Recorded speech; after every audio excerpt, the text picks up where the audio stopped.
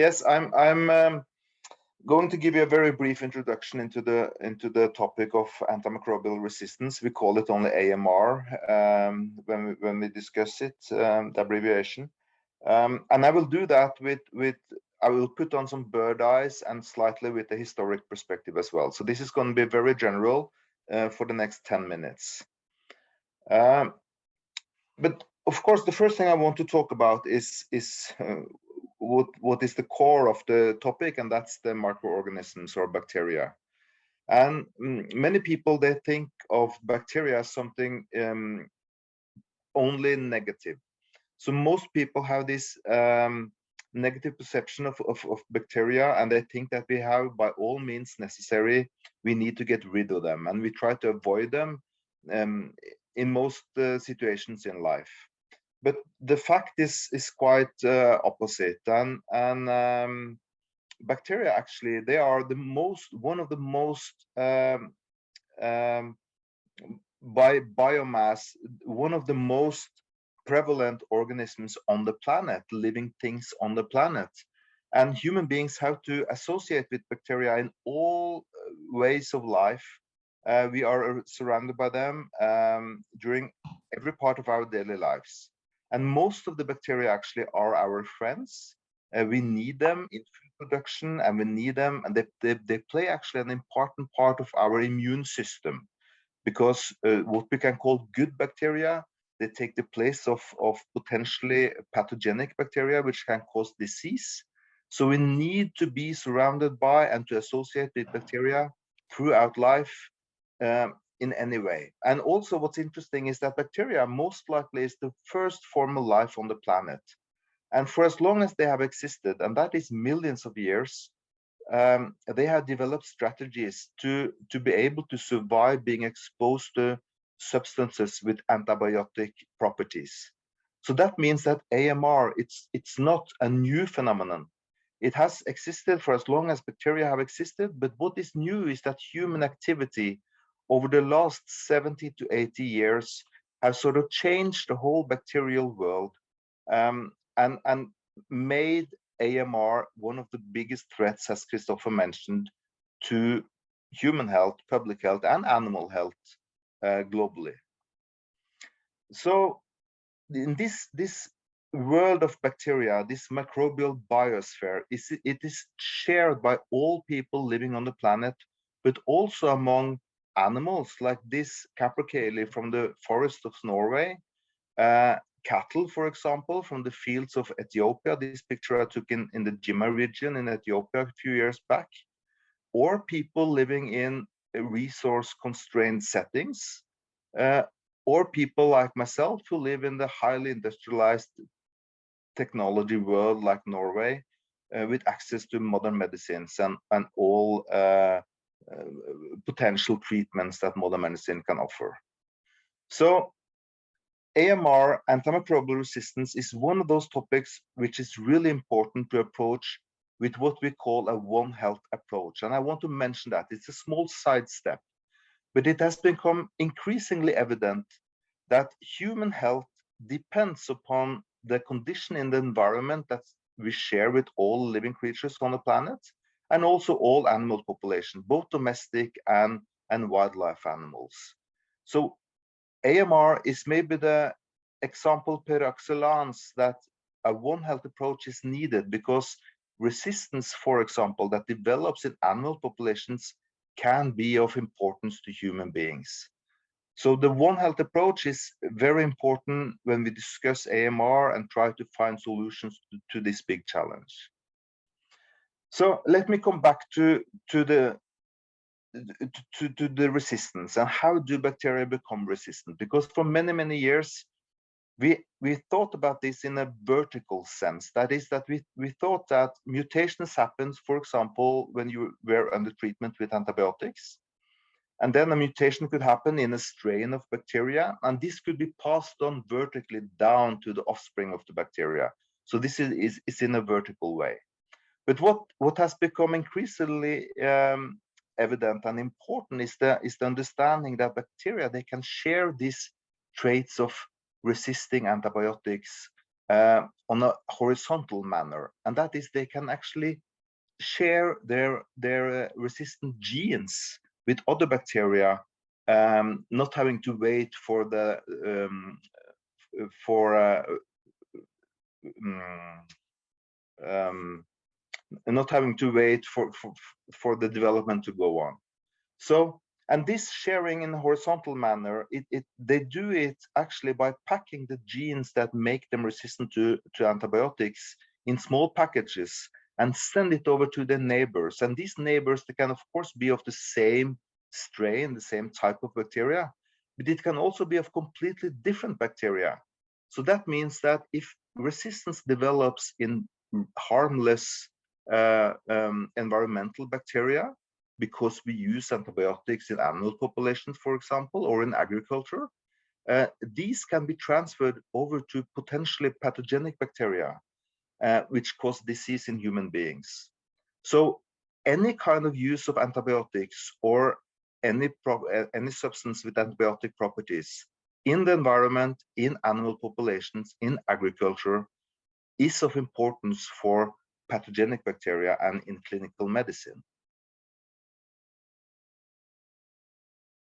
So let's look a little bit about the history of antibiotics, because antibiotics, it wasn't invented by human beings, it was discovered by human beings by accident, actually, in all the way back in 1928.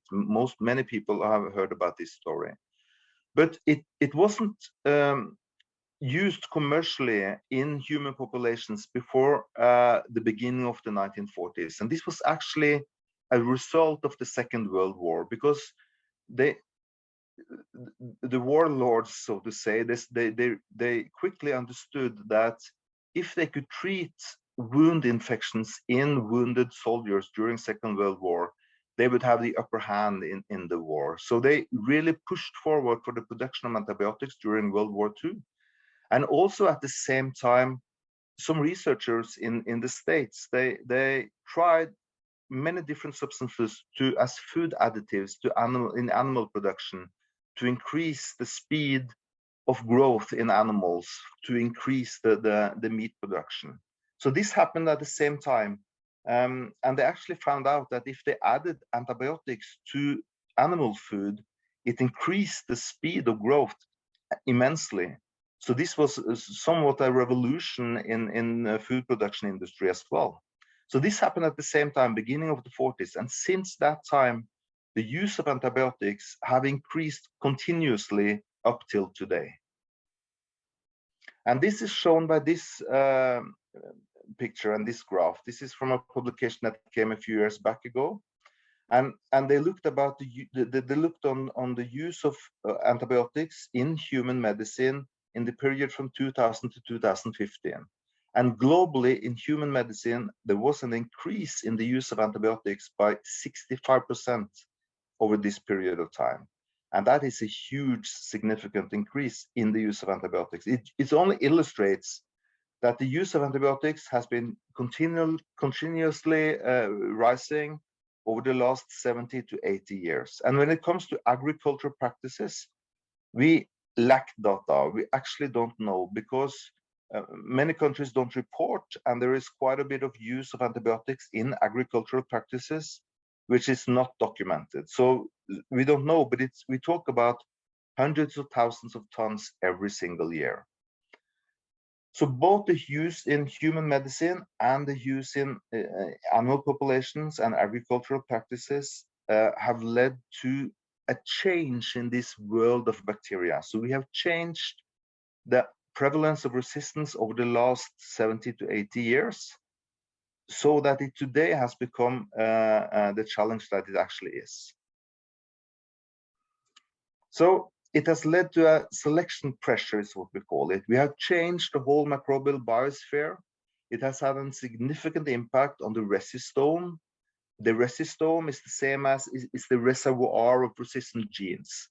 And this means that today we are actually almost as concerned about the circulation of these genes, and not only the circulation of the resistant bacteria, because these genes, if they are very prevalent in harmless environmental bacteria, they can most likely be transferred to pathogenic bacteria and cause disease in human beings.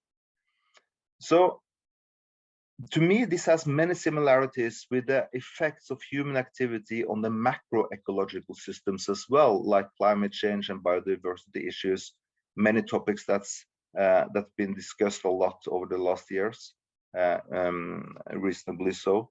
But we can actually see it's many of the same drivers behind the AMR as there are to climate change, biodiversity issues, etc. This again emphasizes the need for a One Health approach. And also what I didn't mention with the antibiotics, which is a natural lead over to the next talk, is that we talk about the empty pipeline, and there has been quite a few new antibiotics discovered during the 40s, 50s, 60s, but then less and less so. So today there are quite few, very few actually, novel antibiotics in the pipeline, in the process. And most of the new ones on the market are actually just different combinations of already known antibiotics. So it's extremely important and interesting to see, can we find any new substances that can have take the role of the traditional and as of today old-fashioned antibiotic that we used. So the take-home message is AMR is a global challenge. It's spread all around the world with people moving, with export and import of foods and goods, and with animals, wild animals migrating, and also domestic animals being exported, imported for meat or for any reason. And it's omnipresent, and it should be addressed, as I have mentioned, with the One Health approach. And also the global consumption of antibiotics is increasing, mostly so in low-income settings. This is a very interesting topic, also politically sensitive in a sense. I don't have time to come into that, but it's being discussed what should be done, because we have to reduce the amount of antibiotics used at the same time as huge populations don't actually have access to the basic antibiotics that we take for granted in the West. So this is it's a difficult, politically sensitive discussion as well, which we have to be aware of.